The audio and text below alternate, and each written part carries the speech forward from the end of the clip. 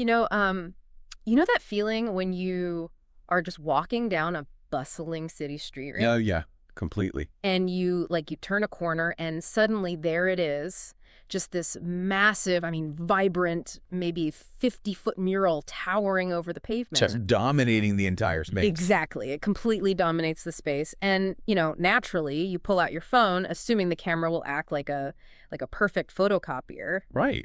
Because why wouldn't it? Yeah, you point, you click, expecting all that sheer magic and like the immense scale of the artwork to just transfer flawlessly onto your screen. But it never quite does it? No. Later, when you actually look at the photo, that sweeping visceral energy you felt on the street is just, it's completely gone. You Yeah. are left staring at this lifeless kind of flat texture. It's like well, it's a fundamental mistranslation of space. It really is. And, that mistranslation happens because a camera lens, well, it doesn't capture feelings or physical presence. Right. It literally only captures light and geometry. That's it. Just data, basically. Exactly. Mm. So without a mechanism to translate the physical scale of that massive urban environment into a flat, two-dimensional format, the viewer's brain simply rejects the illusion. Wow. The mural basically ceases to be an environment and just becomes, well, wallpaper. Just colorful wallpaper on a screen. Right. Well, today we are bringing you, the listener, into the mechanics of that exact illusion. Yes, we are. We are unpacking this highly specific and honestly brilliant set of field notes written by a photographer named Ang. Fascinating stuff. It really is. This is from a July 1st, 2026 post, and it's titled Notes on Photography, Part 243, Adding Human Elements to Mural Photography. And this isn't just a casual read. No. Our mission for this deep dive is to decode the hidden, almost mathematical geometry inside this post. Right. Because Ang argues that capturing a massive piece of street art is never just about pointing a lens at a painted wall. There is a precise visual science to making these photos actually captivating. And honestly, by the time we finish dissecting Ang's field notes today, your entire approach to viewing urban spaces is going to change. Oh, 100%. You'll start seeing these invisible lines of tension connecting architecture, murals, and even just the random strangers walking past you on the sidewalk. It's wow. Because what Ang is really documenting here is how to hack the viewer's visual processing system. Okay, let's unpack this core philosophy then. Ang presents a very clear thesis right away, which is that incorporating a human element into mural photography isn't just like a nice aesthetic choice. Right, it's not just for looks. Exactly. Ang calls it a quote-unquote powerful technique. They argue it provides three absolute necessities to the street art. Scale, context, and a narrative layer. Right.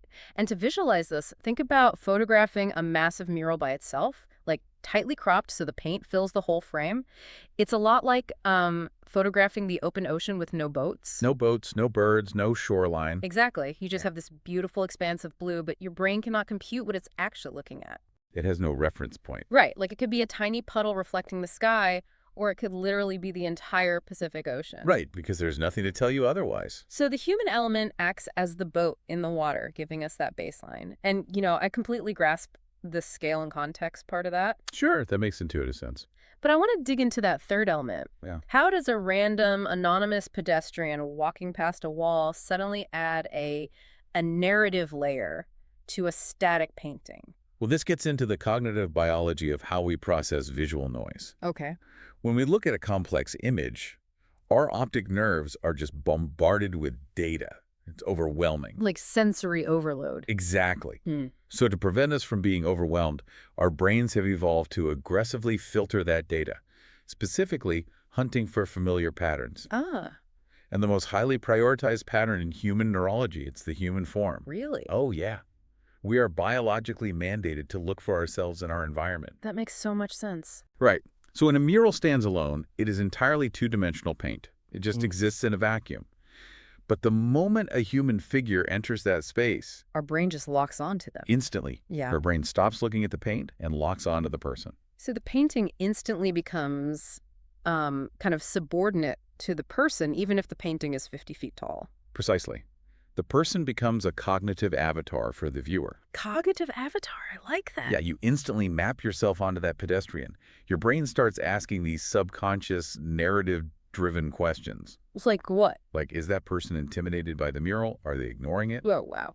The static painting suddenly transforms from an abstract texture into a literal physical stage where human activity is occurring. That is fascinating. So the narrative layer Ang describes is basically the friction between the reality of the street and the fantasy of the art. Exactly. The photographer is essentially directing a microplay just by deciding, exactly when to press the shutter. The mural is the stage, and the stranger is the unwitting actor.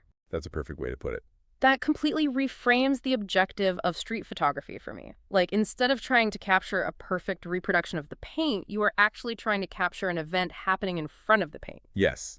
And Ang applies this philosophy to a very specific architectural composition in these notes. Right, let's get into the specific shot they describe. Okay, so they describe a shot featuring this massive mural, a large surrounding staircase, and a human figure positioned at a distance. Right at the end of those stairs, yeah. Yes. Ang notes that this specific placement emphasizes the sheer scale of the environment. Which is key. Right, explicitly defining the human element here as a visual anchor. Now, here's where it gets really interesting to me, and I have to push back a little on Ang's setup. Oh, okay. If the human is the avatar, if they are this crucial narrative vehicle that our brains are, as you said, biologically wired to lock onto, wouldn't you want them front and center? You would think so, right? Yeah. Sticking them far away at the very bottom of a staircase kind of seems like it defeats the whole purpose of having them in the shot to begin with. Well, that is the paradox of scale. Okay, explain that. If you place the human in the immediate foreground, they take up too much visual real estate. Oh, I see. Yeah, the lens compresses the depth, and the human just dominates the frame. At that point, you aren't photographing an urban environment anymore. You're just taking a portrait. Exactly. Yeah. You're taking a portrait of a stranger with some blurry paint behind their head. The environment just becomes an afterthought. Which completely ruins the goal of capturing the mural's massive presence. Exactly. To communicate that sweeping, overwhelming presence of a huge wall on a tiny phone screen, the photographer has to essentially weaponize the viewer's baseline knowledge of the world. Weaponize it how? Well, our brains intuitively know the standard proportions of an adult human. We see them every day. When the viewer looks at this photograph and sees that this universally understood unit of measurement is reduced to a tiny speck at the end of a staircase, the brain instantly calculates the spatial relativity. Oh. It reconstructs the z-axis. Precisely. The brain says, okay, if that person is taking up such a small percentage of the frame, then the structure towering over them must be colossally huge. It forces the viewer's brain to do the math. By shrinking the human figure, the sheer massive scale of the architectural composition is magnified exponentially. It is brilliant. And this is exactly why Ang uses the term visual anchor. Right, like an anchor on a ship. Yeah. In maritime terms, an anchor isn't the focal point of the ship, right? No, it's usually hidden underwater. Exactly. It is the dense, heavy, necessary object that tethers the massive vessel to the seabed. Wow. In this photograph, the tiny human at the bottom of the stairs tethers this giant, surreal, painted environment to reality. Without that anchor, the viewer's brain has no metric for gravity, distance, or size. Okay, that makes perfect sense. But, and here's my next question, having a brilliant anchor doesn't really matter if the viewer never actually spots them in all that visual noise. That's a very fair point. Right. Yeah. If the mural is massive and super complex and the human is deliberately pushed far into the background, the photographer runs the risk of the human getting totally lost in the composition. They do. So how do you force the viewer's eye to actually find that tiny speck at the end of the stairs? And that brings us to the underlying geometry of the frame. The math of it all. Yes. Ang dissects the composition of this specific shot by highlighting the diagonal lines of the staircase handrail on the left side of the frame. Right, the leading lines. Exactly. Ang points out that these handrails function as leading lines, guiding the viewer's eye directly toward the human element. Okay. The notes detail how these lines meet at a converging point at the bottom right of the image, which ultimately creates a powerful sense of depth and movement. So what does this all mean in practice? When I think about leading lines, I equate it to the way an architect designs physical pathways in, like a modern museum. Oh, that's a great analogy. Yeah, like when you walk into a really well-designed exhibit, there aren't necessarily big neon signs telling you where to go. Right, it's much more subtle. Instead, the architect uses physical cues, like the angle of a wall or maybe the placement of a lighting fixture or the narrowing of a corridor to subconsciously dictate your movement. You just naturally follow the path. Right, you think you are wandering freely, but you are actually following a highly controlled path. And it seems like Aang is doing the exact same thing, just in 2 dimensions. It is a masterful manipulation of the optic nerve, really. Yeah. If we connect this to the bigger picture, human vision naturally prioritizes high-contrast diagonal vectors. Why is that? Because, evolutionarily speaking, those vectors usually indicate a path, an edge, or some kind of boundary in our environment. Oh, survival instincts. Exactly. So when Aang frames the shot to include the stark diagonal lines of the metal handrail on the left, they're basically creating an inescapable visual funnel. An invisible conveyor belt for the eyeball. Yes. The eye grabs onto the top of that handrail on the left side of the frame, and it physically sweeps downward and across the image to the bottom right. And that physical sweeping motion of your eyes across the surface of the image, that creates a neurological sensation of movement, doesn't it? It absolutely does. We process the image not as a static block of pixels, but as a journey. Wow. Because those diagonal lines are moving toward a converging point where the perspective shrinks as it gets further away. The brain interprets that visual funnel as physical depth. So the flat 2D photograph is instantly transformed into a dynamic 3D space. Exactly. Your eyes are physically traveling down those stairs, and waiting for you at the exact destination of that visual journey is our visual anchor. The human being. The human being. It is literally engineering an experience for the viewer. You start on the left, you slide down the architectural pathway into the depth of the image, you hit the human anchor on the bottom right, and boom! No. The massive scale of the mural looming over it all finally clips in your brain. All of those complex spatial calculations happen in a fraction of a second. Just purely because the photographer recognized the geometry of the staircase and aligned their lens with it. It requires an incredible amount of spatial awareness. To look at a chaotic city street and instantly isolate those converging lines that will organize that chaos into a readable image, it's tough. Truly. But Aang actually takes this analysis a step further. Yes, this is my absolute favorite part of the July 1st entry. It's so good. After perfectly visualizing this geometrically sound, highly calculated photograph, Aang pivots to self-critique. Which is rare to see documented so openly. Right. The text asks a simple question: are there ways to improve this? And Aang answers with a very decisive yes. And the solution is so simple. It really is. The solution they propose has absolutely nothing to do with buying a better lens or, adjusting the contrast or finding a different mural. Right. The solution is simply to wait. Just wait. Aang writes, "We could wait until a person begins to climb the stairs, moving closer to the bottom right." Right. They note that having the person in this specific position would serve as a more effective and visible anchor point. And this raises an important question because it shifts the entire paradigm of the discussion. How so? Well, up until now, we have been analyzing the static spatial arrangement of architecture in paint. Right, just the geometry. But here, Aang introduces the ultimate hidden variable of street photography. Time. Time. The hidden variable of patience. It feels very much like setting a trap or like fishing. Yes. The photographer has done all the intellectual heavy lifting. They scouted the location. They calculated the angle to utilize the diagonal handrails on the left. They set the stage perfectly. They mapped out the converging point on the bottom right. The geometric net is completely cast. But then they have to wait. Exactly. Instead of just snapping the picture and walking away, they have to endure the friction of holding that camera steady on a busy street, waiting for unpredictable reality to provide the perfect human actor to hit their exact mark at the bottom right. It highlights a fundamental truth about this medium. A truly great street photograph is an active collaboration with the chaotic rhythm of the city. You can't control it. No, you cannot manufacture the perfect shot. You can only prepare for it. Right.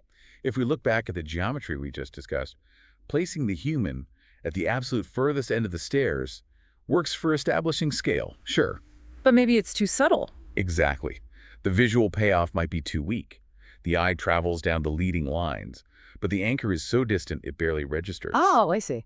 By exercising extreme patience, the photographer allows the variable, the pedestrian, to climb the stairs, bringing them slightly closer to the lens while still keeping them anchored at that bottom right converging point. Oh, so they become a slightly larger, more prominent anchor, which strengthens the grounding effect without sacrificing the massive scale of the mural. The visual weight of the image just shifts. the narrative layer becomes much more legible. But that precise alignment of geometry and humanity, I mean, it only exists for a fraction of a second. Literally a fraction of a second. You cannot force a pedestrian to walk up those stairs at the exact speed you want, in the exact posture you want. You have to wait for the chaotic rhythm of the street to accidentally harmonize with your geometric vision. It sounds so passive when you say it like that. Just wait. Right, but anyone who has ever tried to take a photo like this knows it is an incredibly tense, active state. Oh, totally. You are standing there on the pavement, hyper-aware, watching the flow of foot traffic.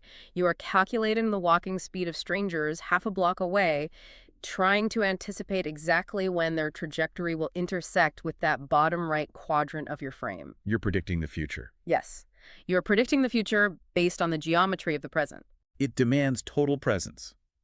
You are not just observing the environment, you are actively engaged in a silent dialogue with time. That's beautifully put. And as Ang's critique proves, that willingness to wait, to just hold the frame for a few extra minutes, is often the only difference between a good photograph that merely documents a wall and a great photograph that pulls the viewer into a living, breathing world.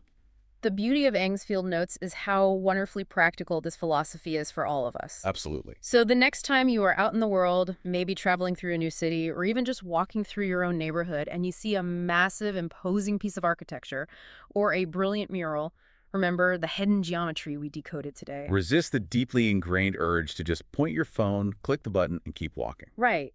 Take a moment to actually dissect the environment. Look for the structural pathways hidden in plain sight. Find those leading lines.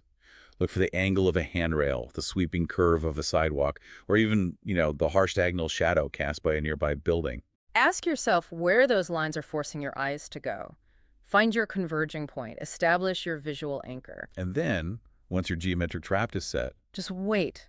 Let the chaos of the city unfold around you. Give it a few extra minutes for that perfect human element to just wander into your frame. that single unwitting actor will give your flat image a sense of profound depth, massive scale, and a brand new narrative layer. It really is a transformative way to engage with the world around you. It is. Yeah. And looking at photography through this lens leaves me with one final kind of lingering thought that builds on everything Eng has outlined. Oh, what's that? Well, we spent this entire time analyzing how adding a stranger to a photograph of a mural creates a new narrative layer, right? Right. But consider the philosophical implications of what is actually happening in that fraction of a second. Okay, I'm listening.